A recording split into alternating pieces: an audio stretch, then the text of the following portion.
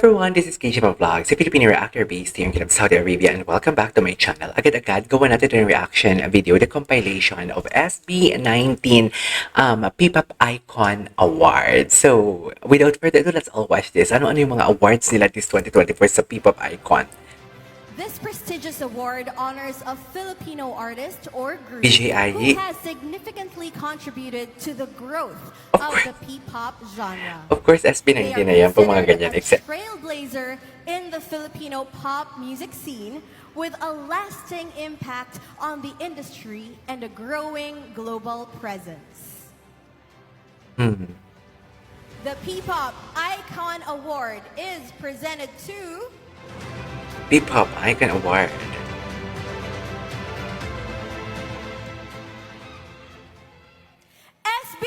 SB19. SB19. SB19.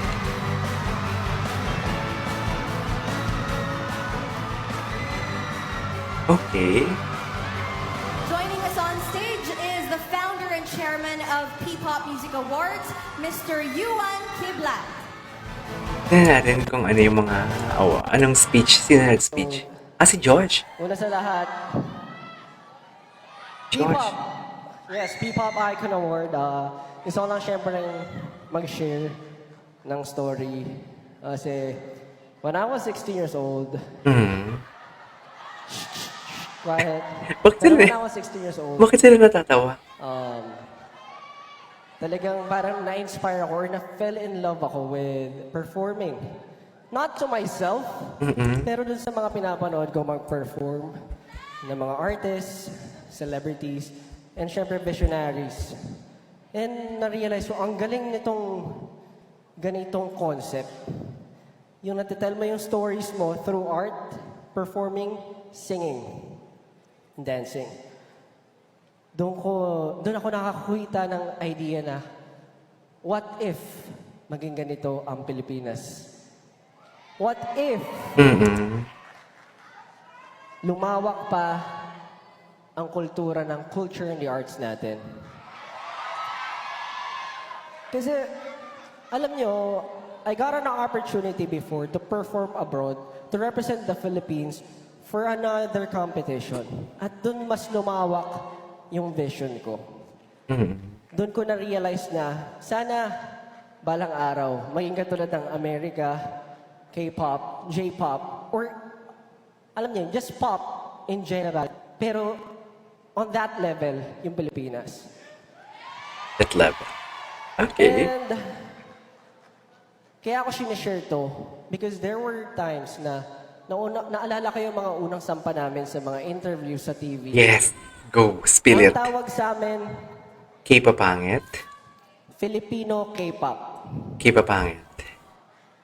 Ako, matigas ulo ko, sinasagot ko.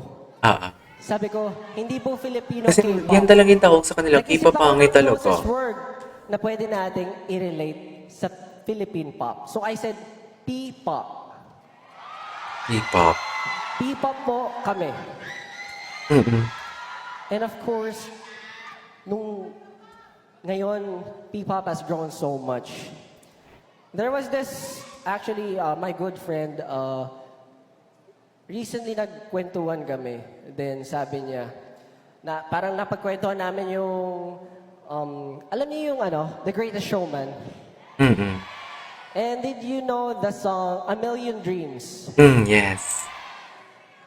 Kasi similar na ni Hugh Jackman, feel ko, ganun ako, parang pag may na-envision ako, baliw, masyadong mataas, ambitious.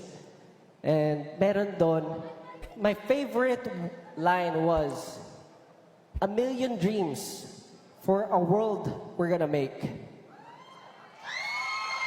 And right now, I feel like we're more than a million already. Diba? Yeah. And yung million dreams na yon, sama-sama nating tutuparin. Para sa industry, para sa P-pop, maraming salamat po. Thank you so much. Ay! Galing naman. Congratulations, Mr. Josh Cullen and the rest of SB19 for the P-Pop Icon Award. And yes, totoo yun guys. I would host events before Okay, what's and I next? would see the script. To represent the Philippines for another competition. At dun mas lumawak. Ito yung kay Josh ng mga speeches. They are considered a trailblazer in the Filipino pop music scene with a lasting Ang bongga, no? Pero bakit si Josh na yung accept? Ang alam ko, ang ganda ng speech ni Josh actually. And at the same time, parang alam mo yung naalala ko talaga nang ini-interview sila. Like, I don't know kung buhay pa yung mga nag-i-interview sa kanila na kung ano na yung pinabato sa kanila para mahinaan sila ng loob. No, parang, oh my God, ang ginagawa mo, parang ang point kasi ng mga in-interview sa kanila is parang pinapahiya sila kasi parang pinapahiya daw ng SB19. Hindi naman sa ganun yung sinabi, pero parang yung point nila is parang pinapahiya daw ng SB19 ng Philippines because they are copying K-pop.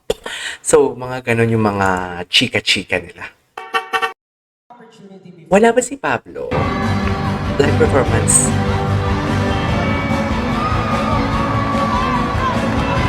Tata. Magandang gabi po sa lahat. Maraming salamat sa P-Pop. Sino yan? Una sa lahat, hindi ko alam kung bakit ako nandito. Habang nakaupo ako dyan sa upuan, parang sabi ko, bakit ako nandito? So, sa tagal-tagal ko na nagko-koryo, sa tagal-tagal ko na sumasayaw sa mga buhay ko. Let's go, JJ! Choreography na performance ng Putata. Diba? Muntik na ako Yun natin pala maniwala nanalo. dati na dancer Okay. ka lang. Diba? Dancer ka lang. Wow. Lila lang ng pala yun. Sabi nila na wala kang makakabot sa pagsasayaw. Pero buti na lang, medyo matigas yung ulo mo. Buti kasi yung ulo. Yung pa natin ako sa pagsasayaw. So, maraming salamat sa management. Sampol. Patingin. Patingin. Mag-sample ka, sir. Oh.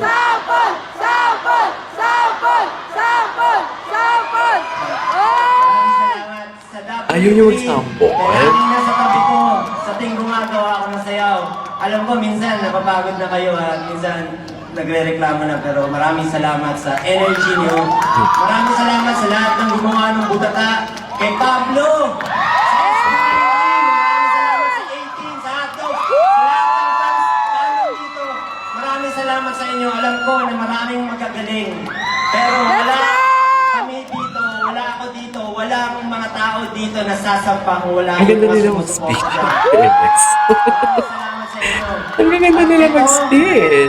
Pablo, sa Butata, sobrang na-enjoy ko yung process ng paggagawa ng choreo kasi alam niyo na, sarap ng music na ginawa ni Pablo. So, minsan, I couldn't agree. I couldn't talaga agree. ako, pasensya na. Pag si Mahihain Pablo lang. talaga yung gumawa ng I don't gotta talk, the What's this? Lord defends me. Yung kanilang journey.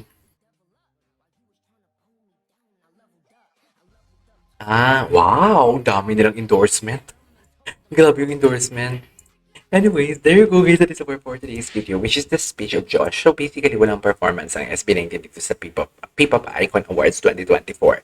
And bakit kaya mag-isa lang si Josh ang nag-receive ng award? But anyways, congratulations SB19. SB19 is SB19. Right? This is KJ Vlogs. See you on my next vlog. Bye!